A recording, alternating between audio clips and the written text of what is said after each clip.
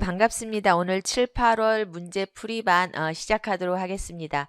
오늘 7월 5일이고요. 그죠? 7월 5일이고 이제 7월의 첫째 주 시작하는 만큼 여러분들 그동안 공부하셨던 거 이제부터는 테스트해 가면서 공부하시는 이제 방법으로 하시면 되겠습니다. 그리고 이 7월부터 이렇게 그 평가를 한다라는 것은 항상 말씀드리는 것처럼 이것이 뭐 어떤 최종적인 그러한 점수가 아니라 여러분들이 오늘 평가를 해보고 그 다음에 이제 그거를 토대로 하여 그 다음에 더 좋은 점수로 나아가기 위한 방법이기 때문에 오늘 하는 것은 전혀 의미가 없다라고 하면 그렇지만 여러분들의 어떤 그냥 점수 자체가 문제는 절대로 아닙니다. 그래서 예전에도 보면 오히려 그 모의고사 때 반대로 써서 기억이 나서 실제에서 제대로 썼다 뭐 이렇게 말하는 스님도 정말 있거든요. 그래서 여러분들이 한편으로는 어떤 오답을 만들었을 때 내가 노티싱을 할 수만 있다라고 하면 오히려 정말 정답을 그냥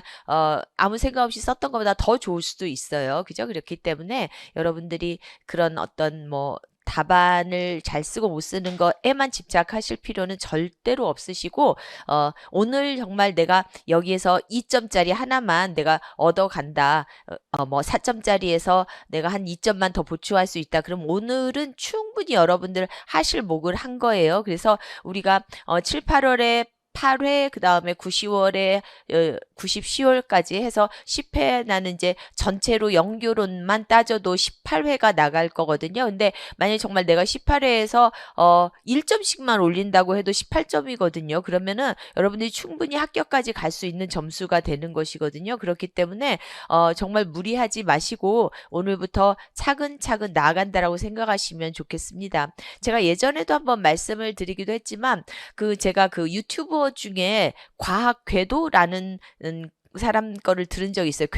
궤도라고 하더라고요. 이제 그 유튜버 저희가 근데 과학자예요. 근데 과학자인데 어떻게 하면 과학을 쉽게 가르칠까에 대한 이야기를 굉장히 다양한 방면으로 이제 이야기를 하는 사람이에요. 그런데 그 사람이 얘기하는 것 중에 그런 이야기를 할 때가 되게 마음에 와닿더라고요. 그러니까는 이제 사람들이 그 가위 눌린다에 대해서 질문을 많이 한대요. 그래서 과학적으로 도대체 가위 눌린다라는 게 어떤 의미냐라는 이야기를 해요. 그런데 그 가위 눌린다라는 말을 설명을 할 때 아무리 잘 설명을 과학적으로 하려고 해도 잘 이해가 안 간다라는 말을 한대요. 그래서 그 사람이 채택한 방법은 가위 눌린다의 반대말을 먼저 설명하는 거. 그러니까 쉽게 그 반대말을 설명하고 나면 가위 눌린다가 어떠한 의미인지를 이해를 쉽게 한다라는 거예요. 그래서 가위 눌린다의 반대가 뭘까요? 라고 질문을 하는 거예요. 근데 가위 눌린다가 우리가 반대라고 하면 뭐 가위에 안 눌린다? 뭐 아니면 뭐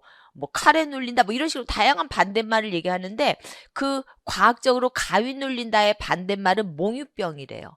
그러니까는 가위 눌린다라는 것은 과학적으로 말했을 때 어떤 의미냐면은 몸은 죽어 있는데, 그러니까 몸은 아직도 깨어있지 않은데 정신만 깨어있는 거예요. 그래서 정신적으로 뭔가 괴로운데 몸은 깨지를 못한다라는 거죠. 근데 몽유병은 반대로 몸은 깨서 돌아다니는데 정신은 죽어 있는 거예요. 그러니까 정신은 아직도 꿈속에 있는 거라는 거죠. 그래서 마음과 그 정신의 반대 상황이 가위 눌린다와 몽유병의 그 차이라는 거예요. 그렇게 말하니까 그게 무슨 말인지 확 와닿더라고요. 그래서 이렇게 과학적으로도 그러니까 제가 말씀드리고 싶은 거는 그 반대말이라는 개념이 과학적인 차원에서의 과잉 눌린다의 반대말은 몽유병이다. 우리가 연교론에서도 제가 항상 말씀드린 것처럼 연교론에서 이거의 반대말은 이거다. 이렇게 말씀을 드리잖아요. 그러니까 그냥 단순한 의미의 사전적인 의미의 반대말이 아니라 연교론에서의 반대말을 이야기하는 거예요. 그러니까 예를 들어 연교론에서의 반대말이 focus on form의 반대말은 focus on forms예요. 그죠? implicit의 반대말은 explicit이고 controlled의 반대말은 automatic이고 이런 식으로 포컬의 반대말은 패러프렐이고 그래서 연교론적인 반대말이 존재한단 말이에요. 그래서 여러분들이 공부하시면서 또 문제를 풀면서 계속 습득하셔야 될 것 중에 하나는 지금 여기서 말하고자 하는 것의 반대말이 어느 쪽인가. 그리고 제가 계속 반대말을 여러분들에게 공부하라고 말씀드린 것 중에 하나는 그 반대말을 생각하면 어떤 그 답이 되는 단서가 되는 말을 이끌어내기가 훨씬 쉽다라는 거죠. 좀 전에 그 가위 눌린다의 반대말이 몽유병이라고 생각하면 조금 더 쉽게 내가 말을 그 가위 눌린다를 설명하기가 조금 더 쉬운 것처럼 마찬가지예요. 그냥 단순하게 어떤 하나의 차원만 생각하면 말하기가 어려워. 태스크 베이스드 랭귀지 티칭에서 말해봐. 그러면 태스크 베이스드 랭귀지 티칭은 태스크를 갖고 하는 거야. 뭐 이거 말왜 뭔 말을 해야 되지? 뭘 설명해줘야 그 말을 잘 이해하지라고 하는데 태스크 베이스드 랭귀지 티칭을 PPP로 프레젠트 practice, production의 반대말로 설명을 해봐. 그러면은 그 PPP의 반대말을 갖고 task based language teaching을 설명하기가 훨씬 쉽거든요. 그래서 그러한 식으로 어떤 연교론적인 반대말을 여러분들이 생각을 하면서 답안을 끌어내면은 어떤 핵심 키워드를 끌어내서 답안을 쓰실 수가 있거든요. 그래서 그러한 방법으로 우리가 자꾸 연습해 보면 좋겠습니다. 그래서 우리가 흔히 하는 말로 the devil is in the details라고 하잖아요. 그러니까 디테일에 그 devil이 숨어 있다라고 이야기를 하잖아요. 그러니까는 항상 우리의 핵심은요. 그 디테일즈예요. 여러분들이 제가 봤을 때는 그래도 이렇게 공부하는 어떤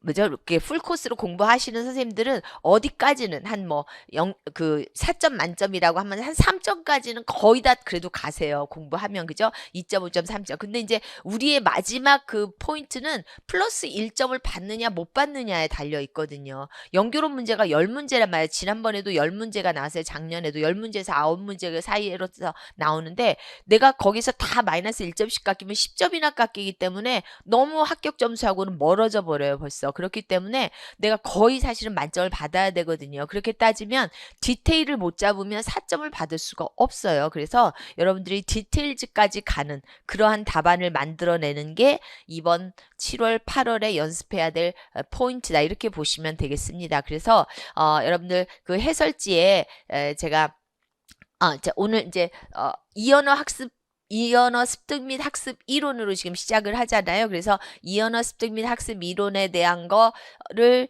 이제 공부하는 파트로 생각을 하시고 이번 주를 공부하시고 그 다음 주에 나오는 것은 뭐 영어 교수법에 대한 것을 또 공부하는 파트로 이렇게 해서 정리해 가면서 이제 종합편으로 나왔을 때 어떤 것에든지 내가 대입해서 답안을 쓸 수 있다 이렇게 가시면 좋겠습니다. 그래서 오늘은 이렇게 이언어 습득 및 학습 이론이라고 말씀을 드렸고 그 다음에 이것은 그 여러분들 자료 해설지 자료 앞장에 있는 것처럼 이거는 이제 인강 선생님들 말씀이기는 해요. 그러니까 직강 선생님들은 제가 오늘 우리 수요일날 시험 본 거 다음 주 수요일날 답안지 드리도록 할 것이고 인강 선생님들은 일요일까지 오늘 수요일이니까 이제 목요일날 인강이 올라오면 일요일까지 답안지 보내주시면 뭐 거의 가능한 24시간 이내에 그 이메일로 답장 드리도록 할 것이고 이메일은 제 이메일로 보내주시면 되고 첨삭은 1주에서 7주까지 뭐 여러 가지 운영상의 문제나 뭐 이런 것들 때문에 1주에서 7주까지 첨삭 가능할 것이고요.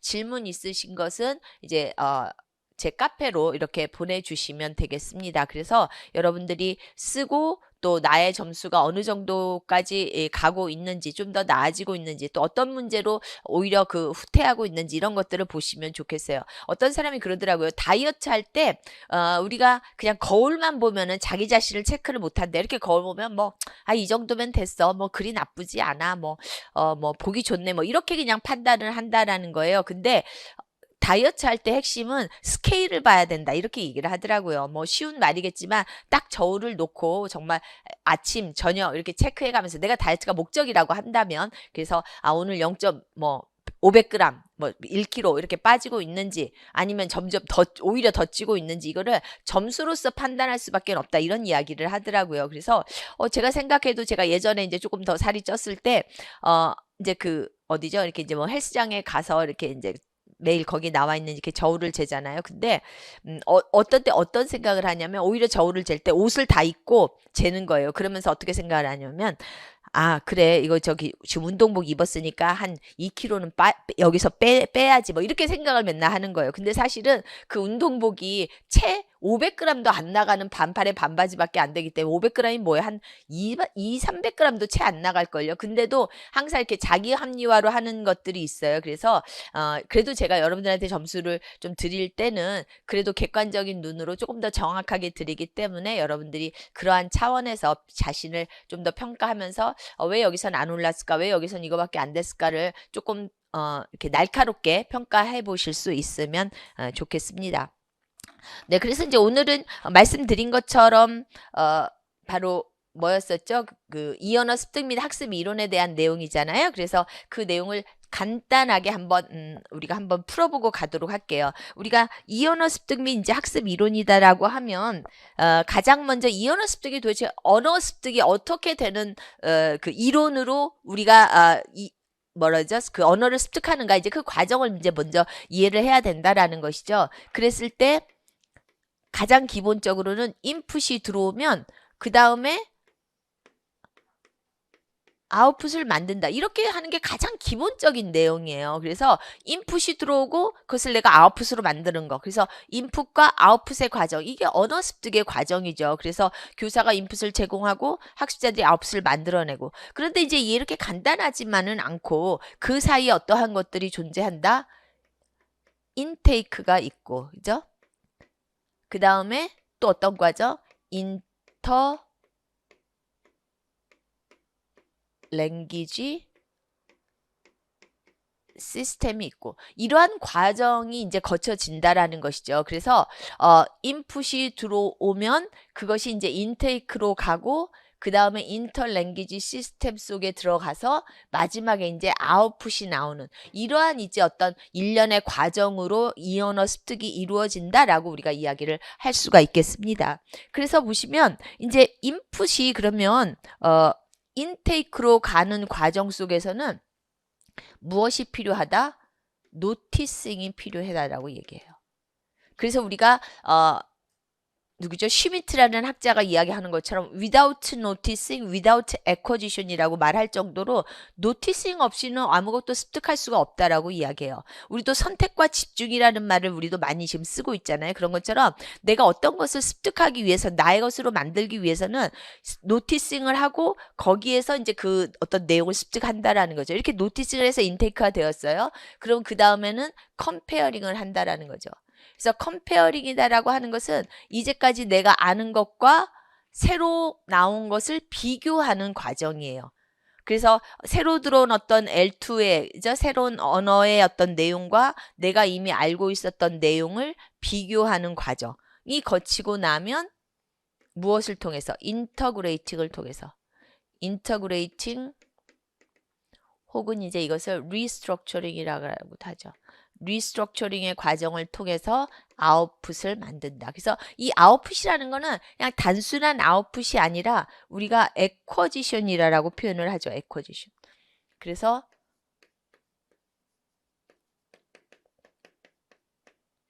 에쿼지션, 언어 습득이 이루어지는 것이다. 그래서 이 인테이크라는 걸 다시 한번 우리가 생각을 해보면 인테이크는 인터널라이제이션의 과정이다라고 해요.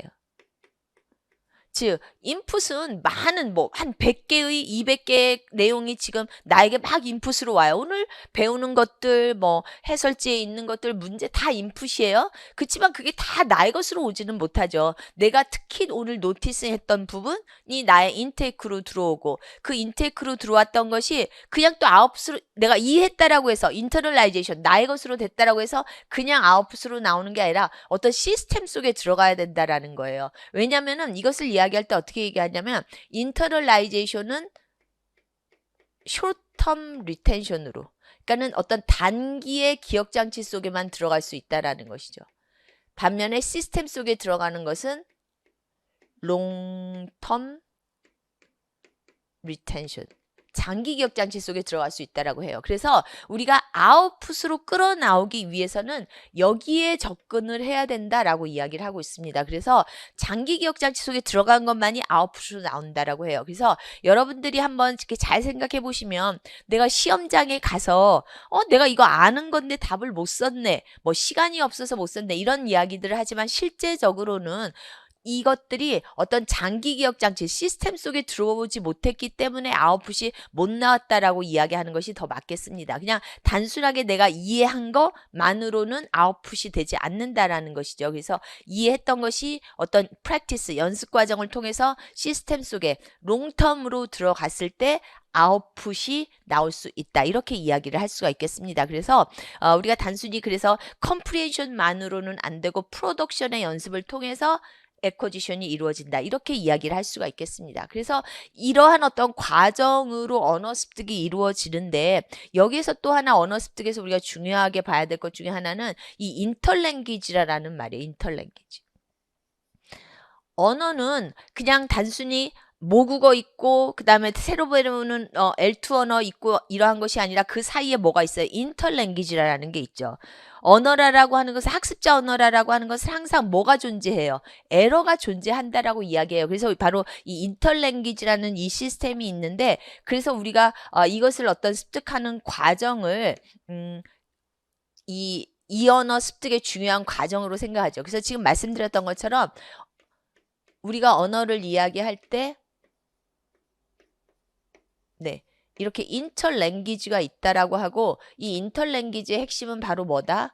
에러즈가 존재하는 거. 그래서 에러가 바로 에러 어널리시스, 오류 분석이 지금 언어 습득의 중요한 한 이론이 되는 이유가 과거에는 오류가 없게 할 수 있도록 어떤 오디오 링규얼 메서드를 통해서 어떻게 했어요? 끝없이 연습시키는 거야. 100번씩. Where are you going? 100번씩 외워. 이렇게 얘기하면 Where are you going은 당연히 오류 없이 할 수 있겠죠. 근데 그 말은 자기 언어를 쓰지는 못한다라는 거예요. 그래서 지금은 커뮤니커티브 어프로치 안에서는 에러가 중요해요. 그래서 에러를 뭐라고 이야기한다? 에러는 디벨롭멘트 프로세스 상에 있는 것이다. 그래서 실제로 제가 오늘 여러분들 그 답안지 낼 때 틀려도 괜찮고 그냥 시도해보는 게 중요하다라고 말씀드린 것이 그냥 드리는 말씀이 아니라 오류는 바로 발전 과정이다라고 하는 거에서 오류를 통해서 내가 무엇을 잘하고 무엇을 못했는 것을 알 수 있지 그냥 완벽한 답안 오디오 링규얼 시절처럼 그렇게 공부할 수는 없어요. 왜냐하면 여러분 시험 문제가 21세기식의 지금 시험 문제예요. 21세기의 어린이들을 가르치는 거잖아요. 그래서 여러분의 시험도 역시 21세기식의 스타일이에요. 그러니까 과거의 오디오 링규얼 시절 뭐 1990년대라든지 아니면 최소한 2000년대 초반처럼 어떤 무엇은 무엇인가 뭐 소셜 컬처럴 어프로치는 무엇인가 뭐 이런 질문이 아니라 그 소셜 컬처럴 어프로치라는 말은 다 숨겨놓고 그냥 어떤 실제 예시를 놓고 거기에 해당되는 걸 여러분들이 답을 써야 되는 어떤 그런 상황이죠. 그렇기 때문에 어떠한 것도 똑같은 문제는 없어요. 그리고 똑같은 답도 역시 없단 말이에요. 그렇기 때문에 항상 오류가 존재한다. 그래서 이 오류가 존재하고 오류가 존재하니까 그 다음에 교사가 할 일은 뭐가 되는 거예요? 바로 피드백. 을 만드는 것이 중요하다. 그래서 교사가 피드백을 만들면 그 다음에 학습자는 무엇을 만든다? 바로 업테이크를 만들어낸다. 이 과정이에요. 그래서 우리가 인터랭귀지가 중요하다라고 하는 것은 학습자의 오류가 중요하고 그 다음에 교사의 피드백, 다시 학습자의 업테이크. 그래서 우리가 이 과정을 이야기할 때 오류는 누가 만드는 거예요? 학습자가 만드는 것이고 다시 피드백은 교사가 주는 것이고 업테이크는 다시 학습자가 만들어내는 거란 말이에요. 그렇기 때문에 우리가 이렇게 오류를 중시하는 이러한 교수 방법이 바로 스튜던트 센터드일 수밖에 없죠. 우리가 스튜던트 센터드, 티처 센터드 이렇게 말할 수 있는 근거는 누가 먼저 시작했느냐라는 거예요. 그죠? 그래서 바로 이러한 학습 방법은 교사 중심이 아니라 학습자 중심. 우리가 말하는 그 학습, 배움 중심이라고 하는 것이 바로 학습자의 오류를 근거로 해서 피드백을 주고 업테이크를 하기 때문에 우리는 학습자가 만들어낸 그것을 가지고 어떤 교육이 이루어진다라는 의미에서 학습자 중심, 배움 중심이다라고 이야기할 수가 있겠습니다. 그죠? 그래서 여기에서 오늘 문제에서 나왔던 내용에서 몇 가지 조금 더 생각을 해보시면 오류를 이야기할 때 오류의 종류를 이야기할 때 트랜스퍼로 오류가 나타난다라고 이야기하죠. 그래서 트랜스퍼에서 파저티브와 네거티브가 나타나요. 파저티브는 긍정적인 것으로 그대로 옮겨가는 거니까 문제가 안 돼요. 근데 네거티브한 것이 문제가 되는 것이죠. 그래서 네거티브한 건 또 두 종류로 인터피어런스와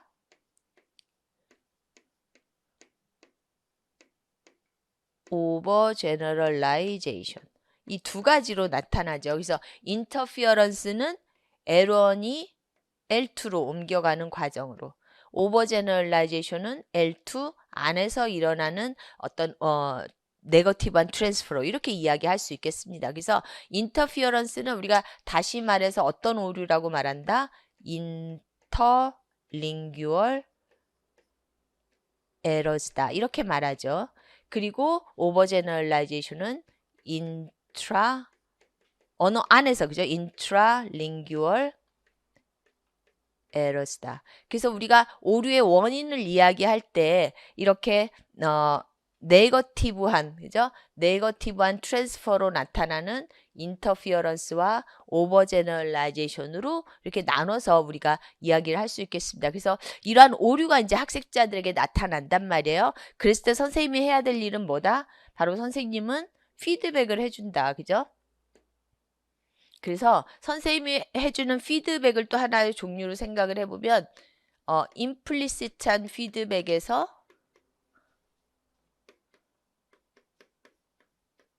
익스플리시트한 피드백으로 이렇게 이야기를 할 수가 있겠습니다. 그죠? 그래서 가장 임플리시트한 피드백에는 뭐가 있어요? 가장 임플리시트한, 가장 미닝에 초점을 맞추는 바로 리퀘스트가 있죠. 리퀘스트는 다시 고쳐서 말해주는 거예요. 그죠?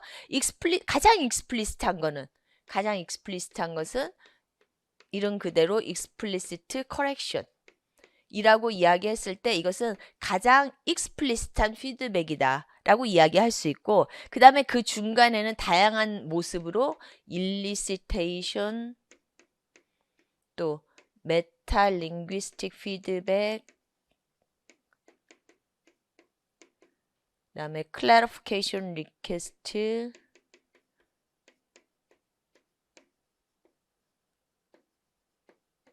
그리고 repetition. 그죠? 이것이 가장 이제 대표적으로 쓰이는 이제 피드백의 종류들이죠. 그래서 우리가 이제 이야기를 할 때 이 리퀘스트, 가장 임플리시트한 리퀘스트와 가장 익스플리시트한 커렉션 사이에는 공통점이 있다라고 했죠. 이 둘 사이의 공통점은 뭘까요? 두 개 다 교사가 무엇을 해준다? reformulation. 교사가 즉 다시 답을 말해준다라는 거예요. 그죠? 그런데 리퀘스트는 미닝에 초점을 맞추어서, explicit correction은 폼에 초점을 맞추어서 이렇게 다시 답을 고쳐준다라고 이야기를 할 수 있겠습니다. 그러면 이 중간에 있는 것들, 얘네들은 교사가 답을 말해주지는 않아요. 근데 이것은 그러니까는 학습자가, 여기서 똑같이 말하면 학습자가 리포뮬레이션 하기를 기다리는 거예요. 학습자가 다시 자기가 답을 말할 수 있도록 선생님은 도와주는 역할만 하는 거죠. 그래서 우리가 이 학습자의 리포뮬레이션을 또 다시 뭐라고도 한다? 셀프 리페어라고도 이야기를 하고 있습니다. 그죠? 그래서 이제 이게 피드백, 지금 방금 전에 이제 어떤 오류가, 그죠? 에러가 나타났단 말이에요. 그 에러에 대해서 선생님이 이렇게 피드백을 지금 해주는 거예요. 그러면 이 피드백을 받아서 다시 학습자들이 해야 될 건 뭐다? 바로 업테이크. 업테이크라는 게 뭐예요? 업테이크.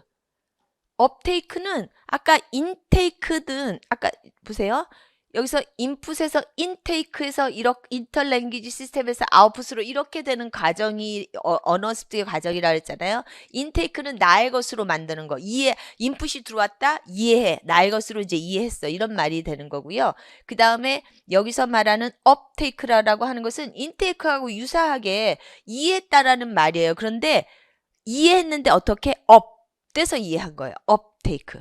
우리가 업사이클링처럼, 리사이클링은 그냥 다시 반복해서 쓰는 게 리사이클링이지만 업사이클링은 뭐예요?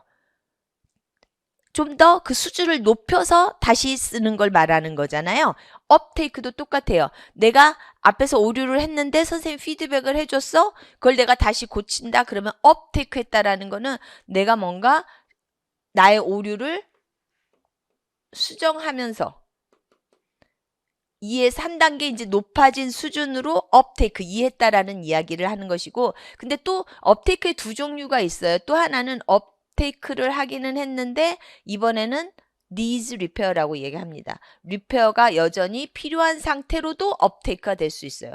그래도 뭔가가 내가 뭔가 오류가 있구나라는 건 인식했기 때문에 그런 차원에서도 업테이크가 된 거죠. 그죠? 그래서 그러한 두 가지의 이제 이러한 종류의 업테이크가 일어난다. 그래서 우리가 지금 이야기했던 것처럼 이러한 에러가 나타났어요. 그랬을 때 선생님이 피드백을 이렇게 해줬어요. 그 다음에 학습자 입장에서는 업테이크를 하는 과정. 그래서 우리가 이러한 것들이 바로 언어 습득의 과정의 주요한 어떤 그 과정이고 요소이고 또 발전하는 어떤 과정을 설명한다. 이렇게 보시면 되겠습니다.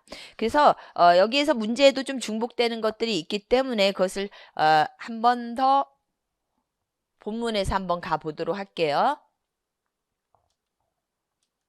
네.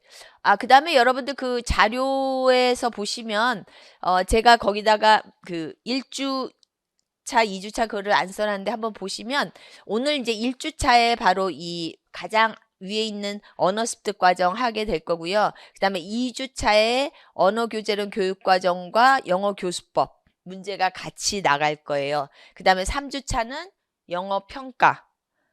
그 다음에 4주차, 5주차는 이제 사기능과 문법과 어휘와 통합과 이러한 것들이 4주차, 5주차에 나가게 될 것입니다. 그리고 이제 문제들이 아무래도 언어 습득과 또 뭐 교수법 이런 것들이 좀 중복되고 해서 같이 나온 파트도 있고요.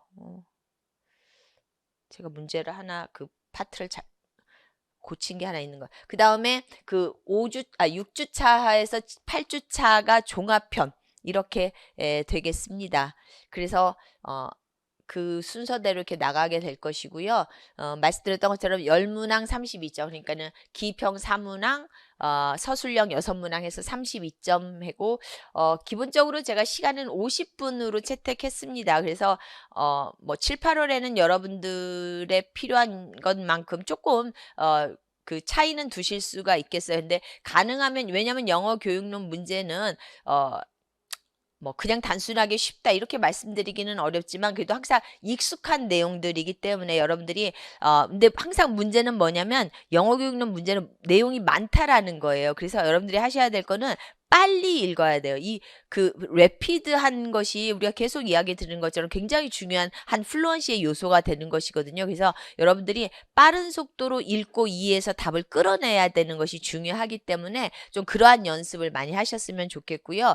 그 다음에 제가 여기다가도 또 한 번 하이라이트를 친 게 여러분들의 핸드라이팅은 계속 연습을 하실 수밖에 없잖아요. 그래서 계속 글을 쓰면서 뭐 물론 글씨 자체에만 뭐 그 초점을 두느라는 건 절대로 아니지만 평상시에 내가 조금 쓰는 그 습관을 좀 더 그 정서된 글로 쓰는 게 중요하고 어느 정도 그 글씨 크기나 이런 것들도 조금 조절하시는 게 좋겠어요. 왜냐면 여러분들 아시는 것처럼 채점하는 선생님들이 그 모니터에다 놓고 여러분들의 것을 보는 거거든요. 그러니까는 여러분의 한 명의 답안지를 3명 선생님이 채점을 하기 때문에 여러분의 시험지를 그냥 프린트하는 게 아니라 모니터로 올려놓고 본단 말이에요. 그래서 이렇게 모니터로 봤을 때 여러분의 글씨체가 조금 반듯하고 또 좀 선명했을 때 아무래도 눈에 보기가 좋겠죠. 그래서 지금부터는 펜도 내가 평상시에 쓰는 펜, 그러니까 시험장에 가서 쓸 펜을 뭐 한 5자루든 10자루든 사서 놓고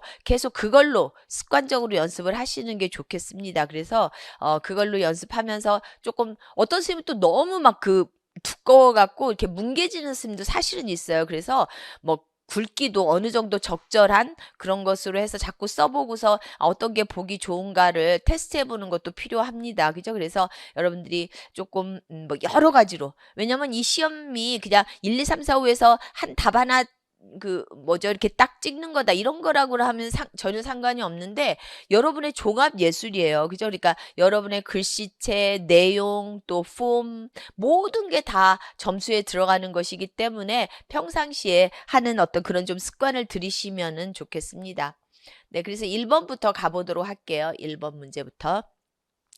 자, 1번 문제 여러분 이제 시험지에 있는 것처럼 이렇게 두 교사가 저널 엔트리를 쓰고 거기에 아래 빈칸에 이제 답안을 쓰시는 거죠. 그래서 한번 보시면 우선 안 교사가 뭐라고 이야기를 하냐면 My goal for language teaching is that students use most of their resources to understand the main meaning in a message at the early stages. 그러니까 이 선생님은 지금 처음 시작에서부터 첫 단계에서부터 어떤 미닝을 이해하는 거, 메인 미닝을 학생들이 이해하도록 자기들이 알고 있는 리소스, 여기서 말하는 리소스라고 하는 거는 랭귀지 리소스도 될 수 있고 어떤 날리지 리소스도 될 수 있고 자기들이 갖고 있는 모든 어떤 자원을 다 활용해서 메인 미닝을 이해하도록 하는 게 주 목적이라는 거죠. 그리고 in that situation, they do not notice the grammatical morphemes attached to some of the words, but chunks of words or expressions that substantially affect meaning.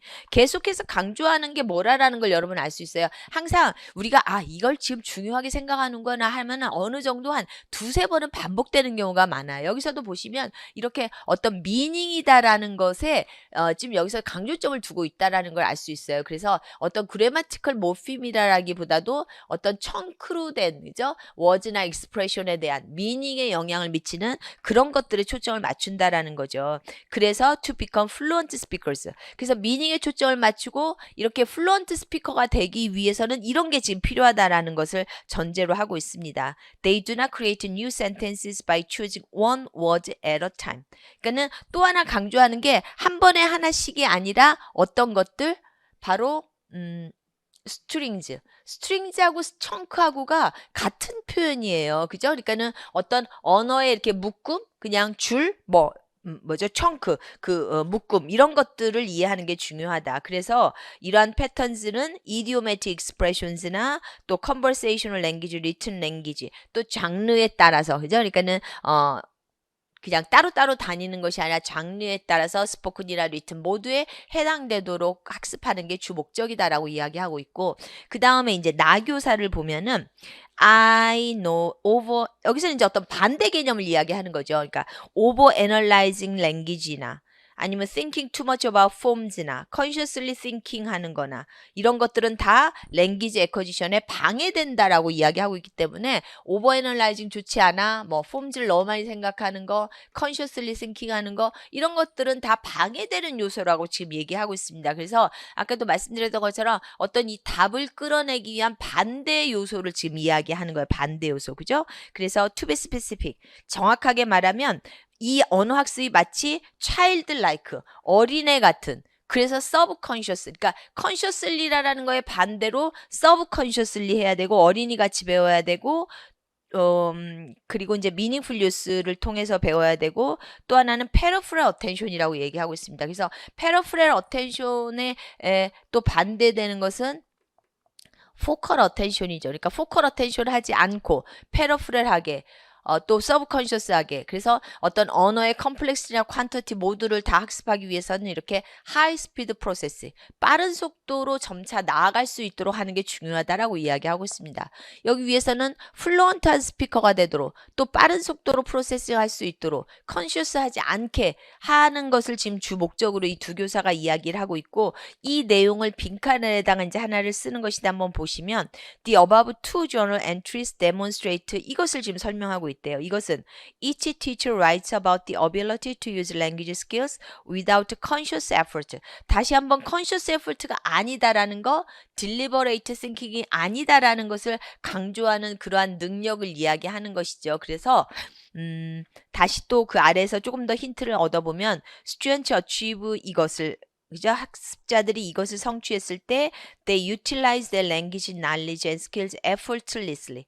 다시 한번 여기서 또 하나 두 번이나 이렇게 나오는 것 중에 표현 중에 하나는 바로 effort가 없다라는 거. 그죠? 어떤 네, 이렇게 conscious한 effort가 없다라는 것에 대한 이야기를 계속 하고 있습니다. 그래서 그러면서 이제 포즈도 없이 자연스러운 어떤 언어 습득, 커뮤니케이션을 할 수 있도록 한 것이다. 그래서 바로 여기에 해당되는 우리 교육 원리는 바로 오토매티스티가 되겠습니다. 네, 그리고 제가 이제 그 해설지에다가도 쓴 것처럼 오토머타이제이션도 종종 쓰는 학자들이 있기 때문에 그것도 역시 같이 이점으로 드리도록 하겠습니다. 근데 오토매티스티가 훨씬 더 많이 쓰인다라는 것을 여러분들이 아실 수 있기 때문에 오토매티스티라고 쓰시는 게 맞겠고 더 맞겠고 오토머타이제이션이 도 가능하다 이렇게 보시면 되겠습니다. 그래서 지금 여기서 의도하는 바는 우리가 오토매틱하다라는 건 뭔가 자동적으로 하는 걸 말하는 거잖아요. 그래서 이거는 기본적으로는 그 비헤이비어리즘에서 행동주의에서 나온 거예요. 그래서 이 행동주의에서 우리가 어떤 행동을 자동적으로 하기 위해서는 뭐 그 학자들의 이론에 따르면 66일이 걸린다 이렇게 이야기를 하죠. 그래서 내가 아침 6시에 자동적으로 눈이 깨져서 일어나서 운동하고 공부하고 이렇게 하고 싶어. 그러려면은 오늘부터 내가 66일 동안 그 습관을 들여야 된다라는 거죠. 그럼 한 67일째 되면 자동적으로. 그러니까 자동적이라는 말은 오토매틱하다라는 말은 고통이 없다라는 말이에요. 에포트가 없다라는 말은 고통스럽지 않다라는 거예요.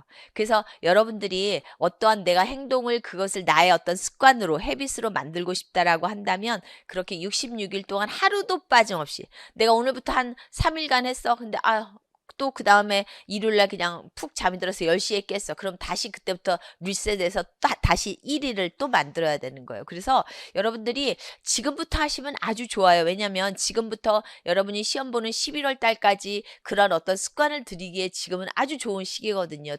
날씨도 따뜻하고 아직 시간도 있고 하기 때문에 그래서 왜냐면 여러분들 일찍 일어나면 좋은 게 어쨌든 여러분이 시험 보는 그 시간에 뇌가 깨어 있으려면은 뭐 3시간 전에는 깨어 있어야 된다라고 하잖아요. 그러니까 오늘부터 가셔서 이제 내일 아침에 일찍 일어나기 위한 좀 습관을 들이시면은 여러분들이 그러한 여러분이 원하는 좀 행동이 나올 수 있겠습니다. 그래서 여기에서는 그러한 내용을 이야기하는 바로 오토매티스티다. 그래서 항상 이 답을 끌어내기 위해서는 분명히 이 본문 안에는 뭔가 그 반대되는 개념이 계속 설명이 될 거거든요. 반대되는 개념 또 유사한 개념 이런 것들이. 그래서 지금 여기서는 이렇게 반대되는 개념 또 유사한 개념들이 역시 나오고 있고 우리 예전에 시험 봤을 때를 한번 기평 나왔던 걸 생각해 보면 뎁스라는 게 답이 나온 적이 있어요. 그 뎁스를 끌어내기 위해서 surface 나오고 surface meaning은 반대 개념이죠.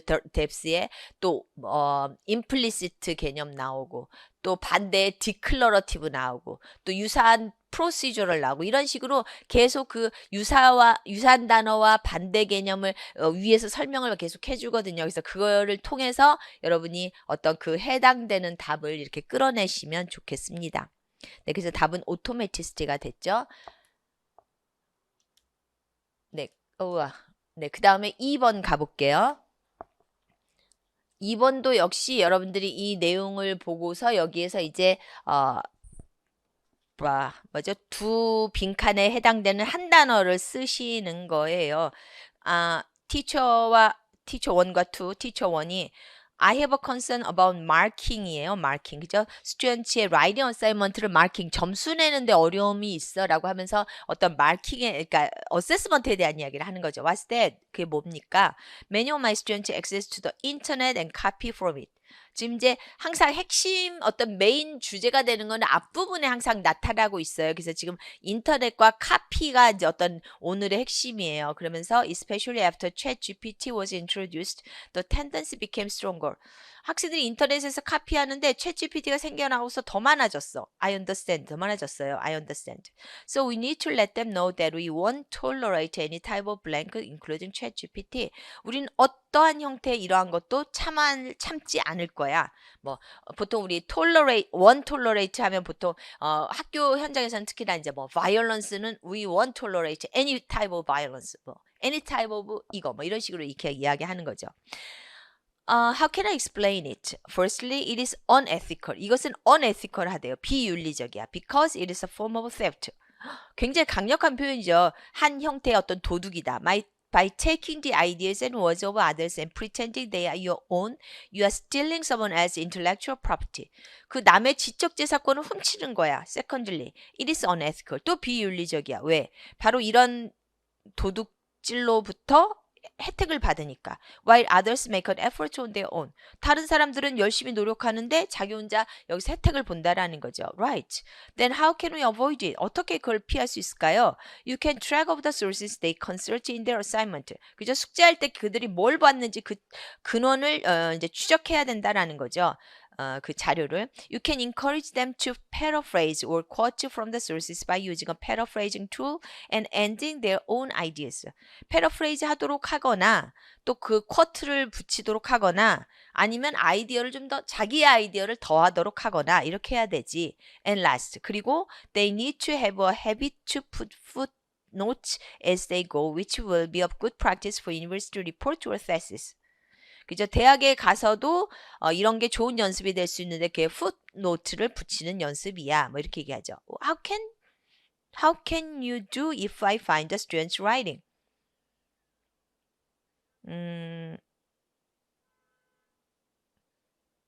네, 여기서 약간 말이 좀 부족했는데, 그죠? 학습자의 라이팅에서 이제 그러한 것을 발견한다면 이런 표현이 되겠습니다. 조금 내용이 부족했죠? 학습자의 라이팅을 발견한다면 어떻게 하겠습니까? The most important thing is you should not accuse the student of blank. 이걸로 학생들을 accuse 기소한다 이런 건데 이걸로 비난해서는 안 된다 이런 말이겠죠. Instead, 대신에 ask questions and describe what you see as the similarities between the student's work and the other sources of ideas. 그러니까 이거 사이에 어떤 유사점이 없는지 한번 질문을 하거나 설명해 보도록 해라라고 요청하는 거죠. 예를 들어서 you might say one word more of the following. I noticed two different voices in this essay. 이제 이런 식으로 말할 수 있다라는 거죠. 비난하기보다는 네 에세이에 이 에세이에 지금 두 가지 다른 어떤 그 voices가 그러니까 두 가지 다른 어떤 태도, 어떤 두 가지 다른 어체가 보인다. 노티스 할 수 있다.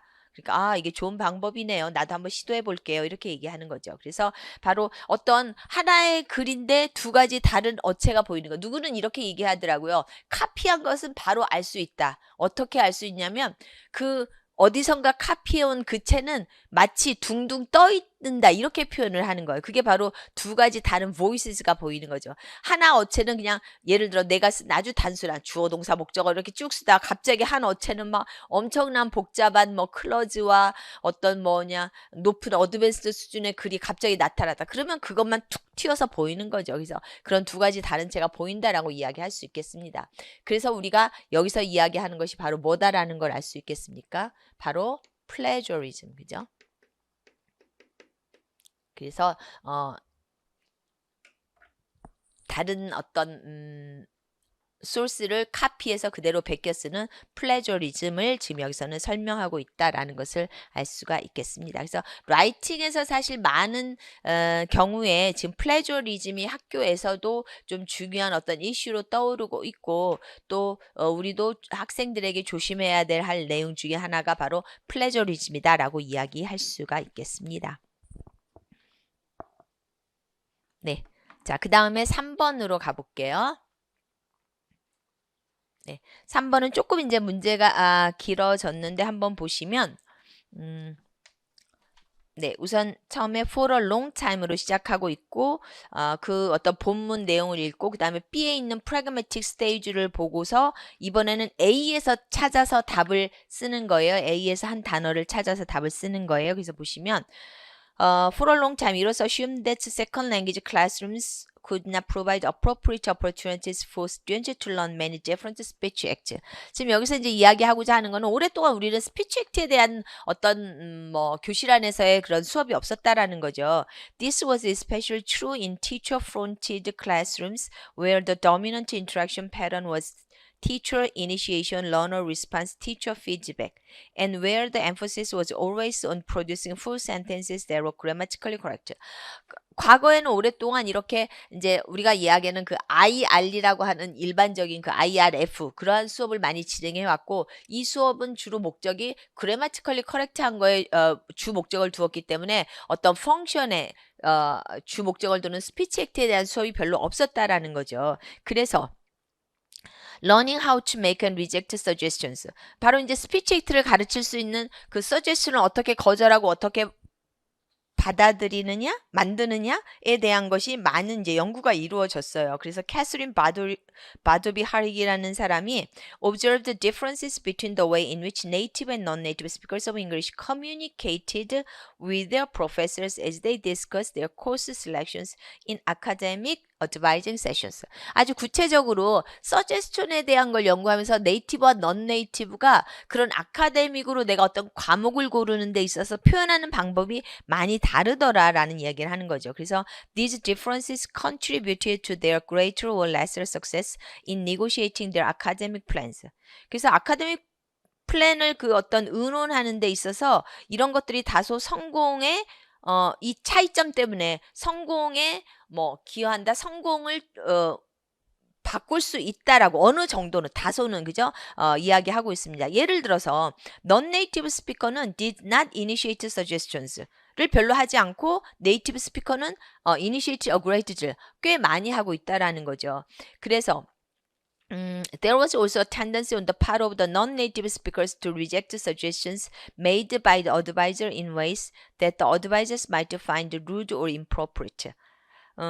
그리고 non-native 스피커의 이제 어떤 그 행동에 있어서 suggestion을 거절할 때 그 교수 입장에서 조금 루드하거나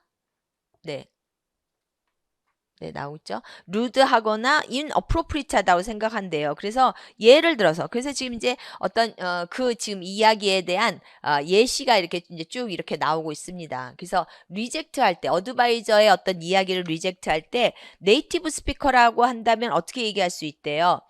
I think I'm not interested in that course. 아니구나. 반대네요. 그죠? 예를 들어서 우리 그러니까 non-native 입장에서는 이렇게 얘기한대. I think I'm not interested in that course. 그런데 instead of saying my schedule conflicts with that course or I think this other course would better meet my needs, which was more typical of native speakers' rejection responses. 그래서 이것은 네이티브 스피커가 말하는 것과 non-native, 지금 이거는 non-native가 말하는 거죠. 그래서 non-native가 말하는 것과 네이티브가 말하는 것의 어떤 차이를, suggestion에서의 차이를 말해서 이것이 조금 더 어드바이저에게는 루드하거나 inappropriate하게 보일 수 있다라고 이야기를 하고 있습니다. 그 다음에 또 non-native 스피커는 이런 것도 잘 못한대요. 네이티브 스피커에 비해서. 예를 들어서 네이티브 스피커가 미티게이션을 잘 이용하는 거에 반해서 non-native는 그 미티게이션도 잘 이용하지 못한다라는 거죠. 그래서 예를 들어서 네이티브 스피커는 이렇게 미티게이션을 이용한다면 이렇게 이야기할 수 있다라는 거죠. I think I would like to take this course. 근데 non-native는 I will take this course. 이렇게 그냥 말한다라는 거예요. 그래서 이렇게 will이라는 걸 그냥 쓰는 것과 I think I would like to를 쓰는 것과의 차이를 이제 이 미티게이션으로 이렇게 설명을 해주고 있습니다. 그래서 지금 이 본문에 나오는 것은 이렇게 suggestion에 대한 차이를 이야기하는 것이고 이제 예시로 나와 있는 내용은 바로 리퀘스트에 대한 것을 가지고 이제 그 예시를 이렇게 대고 있습니다. 그래서 이 예시를 이제 본문에 있는 어떤 내용과 연관시켜서 여러분이 답을 끌어내시는 건데, 리퀘스트를 표현하는 단계가 프리베이직에서 포뮬릭, 언패킹, 프래그매틱 익스펜션, 파인 튜닝 이러한 어떤 단계로 쭉 올라갈 수 있다라는 거죠. 그래서 가장 아랫 단계, 비기너 단계에서는 신텍스도 없고 그냥 컨텍스트에 의존해서 me, no, blue. sir 이런 식으로 해서 컨텍스트 없이는 조금 이해하기가 어려운 블루가 없어요 그냥 이렇게 얘기한다라는 거죠. 그 다음에 포뮬리 어떤 만들어진 그러니까는 내가 이거를 분석하면은 못하지만 이미 만들어져 있는 어떤 걸 갖고 let's play the game, don't look, let's go 이런 것들을 바로 쓰는 그 상태를 스테이지 2에서 이야기하고 스테이지 3는 조금 더 이제 그게 푸르는 거예요. 언패킹 그죠? 그래서 이미 있는 거지만 그것을 내 거에 좀 적용을 해서 포뮬러를 프로덕티브 랭귀지 유스에다가 적용하는 거. 그래서 그것을 conventional indirectness. 좀 일상적인 어떤 indirect한 표현으로 나아가고 있다. 그래서 can you pass the pencil please? Can you do another one for me? 이런 식으로 이미 포뮬릭으로 되어 있는 것을 내가 말하고자 하는 것에다 적용하는 단계. 그 다음에 이제 pragmatic으로 조금 더 확장되었어요. addition of new forms to repertoire.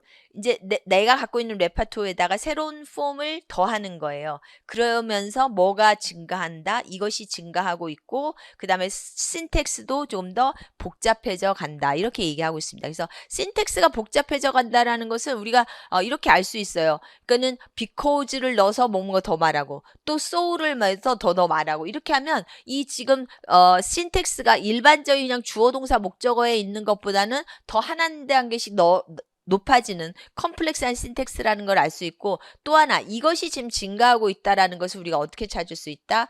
could를 넣거나 do you mind missing 을 넣어서 뭐가 더 증가하고 있다? 바로 mitigation. mitigation이라고 하는 것은 좀 완화해서 부드럽게 말하는 거죠. 그래서 뭐 can I have라 하는 것보다는 could I have로 아니면 그냥 뭐 can I see it? 라고 하는 것보다 do you mind missing it? 이렇게 얘기하면서 mitigation, 좀 더 말을 완화해서 부드럽게 하는 것을 이야기한다. 그래서 바로 들어갈 내용은 mitigation이다. 그 다음에 맨 마지막에는 fine tuning. 이러한 것들이 이제 아주 participant나 고울이나 컨텍스트에 고려해서 이렇게 어떤 리퀘스트라고 해도 그냥 리퀘스트로 보이지 않으면서 표현하는 게 가장 높은 단계다라는 것이죠. 그래서 여기서처럼 you could put some paper down there 라고 하는 것이 어떤 리퀘스트의 하나의 표현이지만 이러한 상황의 고울의 파티시펀트에 따라서 리퀘스트로 보이지 않지만 리퀘스트를 하는 어떤 이러한 단계까지 나아갈 수 있다라고 이야기를 하고 있습니다. 네, 그 다음에 기평 하나 더 볼게요.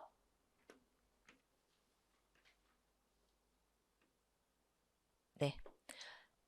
자, 역시 교사 둘이 대화 나누고 있고 마지막에 빈칸을 이제 채워넣는 거예요. 그래서 보시면 What do you think is the best way to encourage the students to speak English more actively while they are shy away?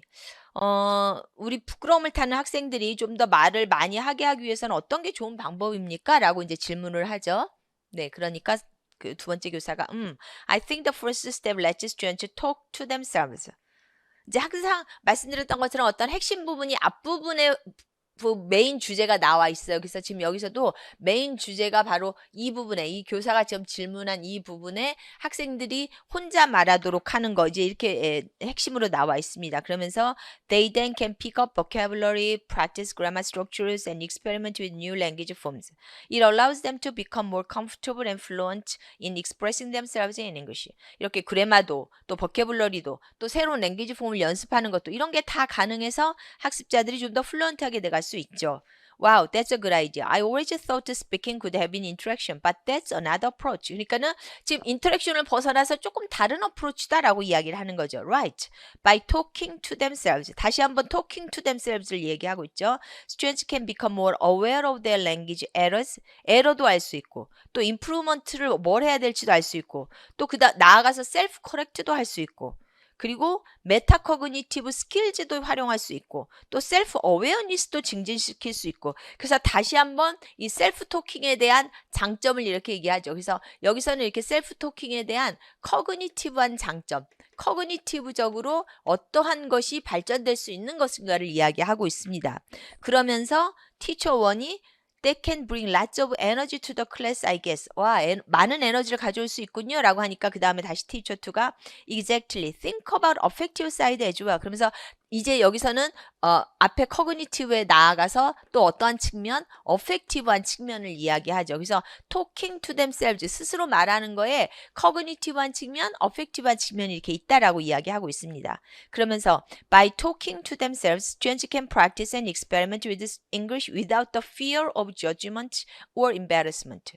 어떤 판단 내리거나 embarrassment, 창피한 거 이런 거에 대한 두려움 없이 말할 수 있어요. It provides a safe and supportive environment for students to develop their language skills, try new expressions, and build speaking confidence. 그래서 나아가서 안전하고 좀 뭔가 서포티브한 인바이러먼트도 되고 또 나아가서 셀프 컨피던스, 스피킹 컨피던스도 만들어질 수 있다. 그래서 이렇게 혼자 말하는 거는 커그니티브적인 측면, 또 어펙티브적인 측면으로 장점들이 있다라고 이야기를 하죠. 마지막에 이제 빈칸에 가서 보시면 이 두 교사가 뭐에 대해서 이야기하고 있다? also known as self-talk이나 inner speech라고도 말하는 이것에 대해서 이야기하고 있대요. 이것은 바로 인디비주얼이 조용히 혹은 소리 내서 자기 스스로에게 말하는 것을 이야기합니다. 그래서 바로 이것이 뭐가 된다? private speech. 여기서 프라이빗 스피치라고 하는 것은 특히 영어 교육론에서 이렇게 셀프 토크나 이너 스피치를 이야기하는 것이지만 더 나아가서는 소셜 컬처럴 어프로치에서의 관점이에요. 그래서 소셜 컬처럴 어프로치에서 단순하게 그냥 혼잣말이 어떤 부정적인 개념으로 이야기되는 것이 아니라 이렇게 긍정적인 개념으로, 특히 이 언어 학습자가 누군가랑 대화를 나눌 때 부담스럽고 어렵고 하는 것을 극복해 줄 수 있는 방법을 설명하고 있다. 이렇게 보시면 되겠습니다. 그래서 바로 답은 private speech. 제가 두 단어라고 썼죠? 네, 두 단어를 그래서 private speech로 답을 해 주시면 되겠습니다. 네, 여러분 잠깐 쉬고 이제 서술형 나갈게요.